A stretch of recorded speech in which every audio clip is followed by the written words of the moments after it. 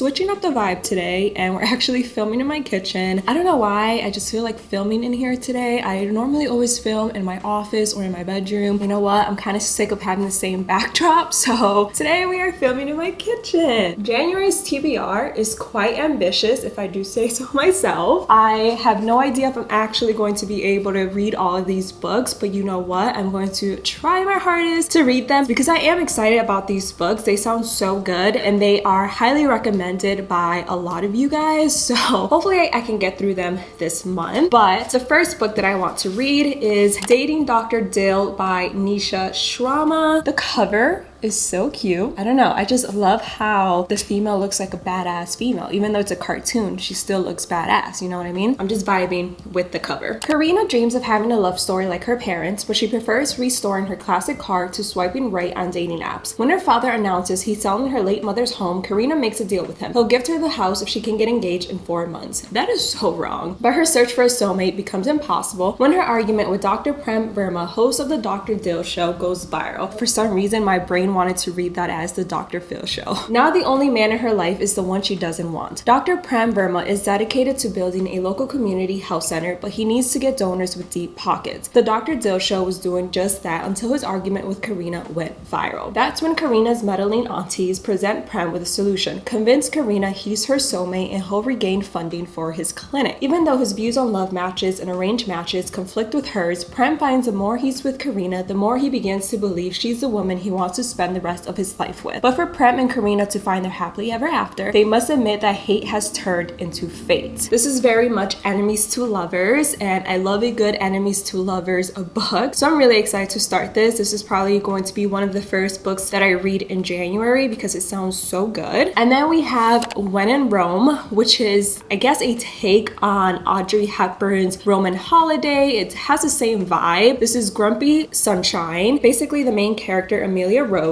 is a pop star who is looking to take a break from being a pop star. Like, she is tired of having to be a celebrity, of having to put up a different persona than who she really is. So she flees in the middle of the night. It sounds crazy that she literally has to flee in the middle of the night to get away from her team and her fans, but she flees in the middle of the night to Rome, Kentucky. Her car ends up breaking down in front of Mr. Grumpy's front lawn. At first, Noah, aka Mr. Grump, doesn't want anything to do with Amelia. He just wants to help her and then have her go on her way. But after spending some time with her and realizing that there's actually more to her than her pop star image, he actually develops feelings for her and shows her everything there is to show of his small town. So I picked this up mainly because of the Audrey Hepburn reference. I love Audrey Hepburn, so I thought this would be a really cute little romantic comedy. I haven't heard much about it, but this is from the author who wrote the cheat sheet, Sarah Adams. I wasn't really a fan of the cheat sheet because it was mainly a friends to lovers trope, and I'm not a huge fan of that trope at all, but this one is Grumpy Sunshine, so I feel like I'm going to enjoy this one a lot more. And then we have Icebreaker by Hannah Grace. I think it went viral on TikTok because I've literally seen this book everywhere. So many of you guys have read it and loved it, and a lot of you guys have told me that it actually reminds you of the Off-Campus series by Elle Kennedy, specifically The Deal, which is the first book in that series, and that is my favorite book in the entire Off-Campus series. So I'm super hyped to read this. Hopefully it lives up to my expectations. But a competitive figure skater since she was 5 years old, a full college scholarship thanks to her place on the Maple Hills skating team, and a schedule that would make even the most driven person weep, Anastasia comes to win. Nathan Hawkins has never had a problem he couldn't solve. As captain of the Maple Hills Titans, he knows the responsibility of keeping the hockey team on the ice rests on his shoulders. When a misunderstanding results in the two teams sharing a rink and Anastasia's partner gets hurt in the aftermath, Nate finds himself swapping his stick for tights and one scary coach for an even scarier one. The pair find themselves stuck together in more ways than one, but it's fine because Anastasia doesn't even like hockey players, right? This sounds like it's going to be an amazing read. It also sounds like it's going to be pretty funny, which I'm here for.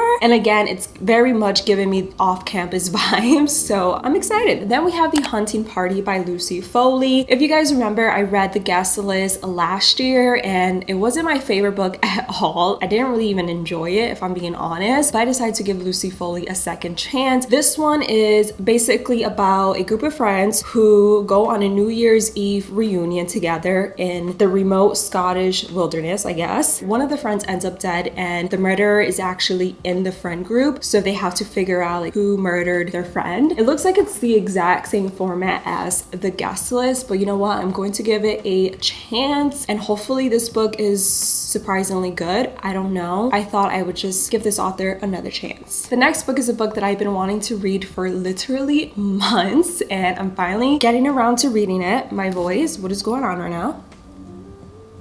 And that is Better Than the Movies by Lynn Painter. This book went viral on TikTok, I believe, last year. I feel like everyone was reading it during the summertime. I have been meaning to pick it up, but I just haven't picked it up for some reason. So I picked it up during my last Barnes & Noble trip. I've heard so many great things about this book as well, and hopefully it's good. I don't know, hopefully it lives up to its hype. But it goes, Liz has always known that Wes was not boyfriend material. You would think that her next door neighbor would be a prime candidate for her romantic comedy fantasies, but Wes has only proven himself to be a pain in the butt ever since they were little. Flash forward 10 years, it's Liz's senior year, a time meant to be rife with milestones perfect for any big screen, and she needs Wes's help. Liz's forever crush Michael has just moved back to town, and horribly, annoyingly, he's hitting it off with Wes. Meaning that if Liz wants Michael to finally notice her and hopefully be her prom date, she needs Wes. But as Liz and Wes scheme to get Liz her magical prom moment, she's shocked to discover that she actually likes being around Wes. And as they continue to grow closer, she must re-examine everything she thought she knew about love and rethink her own perception of what happily ever after should really look like. At first, I was kind of disappointed to find out that this was YA, but it sounds like it's going to be a cute little romantic comedy, so I'm here for it. We shall see. Reading this book in the same month that I'm reading Icebreaker might be a mistake because they give off the same vibes, but I do want to start The Chase by Elle Kennedy, which is the first book in the Briar U series, which is kind of like a spin-off series to the Off-Campus series, I believe. I think the Off-Campus series did come first, and I've been wanting to read the Briar U series since I read the entire Off-Campus series last year. I actually don't know how many books are in this series, so there's 4 books in this series. We shall see if this is good. Everyone says opposites attract, and they must be right because there's no logical reason why I'm so drawn to Colin Fitzgerald. I don't usually go for tattoo-covered video gaming hockey playing nerd jocks who think I'm flighty and superficial. His narrow view of me is the first strike against him. It doesn't help that he's buddy-buddy with my brother, and that his best friend has a crush on me, and that I just moved in with them. I suppose it doesn't matter. Fitzy has made it clear he's not interested in me, even though the sparks between us are liable to burn our house down. I'm not the kind of girl who chases after a man though, and I'm not about to start. I've got my hands full dealing with a new school, a sleazy professor, and an uncertain future. So if my roomie wises up and realizes what he's missing, he knows where to find me. Is this dual POV? It is dual POV. I'm here for it. I'm so happy that this is actually dual POV because the Off-Campus series is also dual POV. The Off-Campus series revolved around college students and like the hockey team. So I wonder if this one is also going to revolve around the hockey team or if it's going to be separate. Yeah, it says it right here in the synopsis that I just read.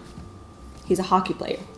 So I think this one is going to be very similar to the Off-Campus series. I don't know, hopefully it's good. Then we have a Colleen Hoover book because we can't start off the new year without reading a book by the queen herself, Colleen Hoover. I'm going to attempt to read her book Too Late. Every time I look at this cover, it creeps me out for some reason. I don't know why. It just does. From what I've gathered, this one is kind of dark, different from her other romance books. I mean, Colleen Hoover books are normally very deep. I always end up crying when I read one of her books because I'm such a crybaby, and some of her books really tug at my heart. Sloan will go through hell and back for those she loves, and she does every single day. After finding herself stuck in a relationship with a dangerous and morally corrupt Aza, I can never remember how to pronounce that name. Sloan will do whatever it takes to get by until she's able to find a way out. Nothing will get in her way, nothing except Carter. From the synopsis, it seems like Sloan is stuck in a very toxic relationship, and the guy that she's in the relationship with refuses to let let her go and wants to prove to her that he is the best thing that has happened to her. But then Carter enters into the mix. So I'm assuming this is going to be like a little love triangle, which is not my favorite trope to read about, but I don't know, I decided to give it a chance since I'm almost done reading all of Colleen Hoover books. I think I have like maybe 3 left to read, so I figured I would start with this one. Next we have The Kiss Curse by Erin Sterling. I actually read The Axe Hacks, which was the first book in this series. I don't even know what the series is called, and I really enjoyed that book, so I decided to pick up the sequel. Gwyn Jones is perfectly happy with her life in Graves Glen. She, her mom, and her cousin have formed a new and powerful coven. Well, she's running a successful witchcraft shop, Something Wicked, and she started mentoring some of the younger witches in town. As Halloween approaches, there's only one problem: Wells Penhallow. Wells has come to Graves Glen to reestablish his family's connection to the town they founded and to make a new life for himself after years of being the dutiful son in Wells. When he opens up a shop of his own, Penhallows, just across the street from Something Wicked, he quickly learns he's gotten more than he bargained for in going up against Gwyn. When their professional competition leads to a very personal and very hot kiss, both Wells and Gwyn are determined to stay away from each other, convinced the kiss was just a magical fluke. But when a mysterious new coven of witches come to town and Gwyn's powers begin fading, she and Wells must work together to figure out just what these new witches want and how to restore Gwyn's magic before it's too late. So even though this takes place in Halloween,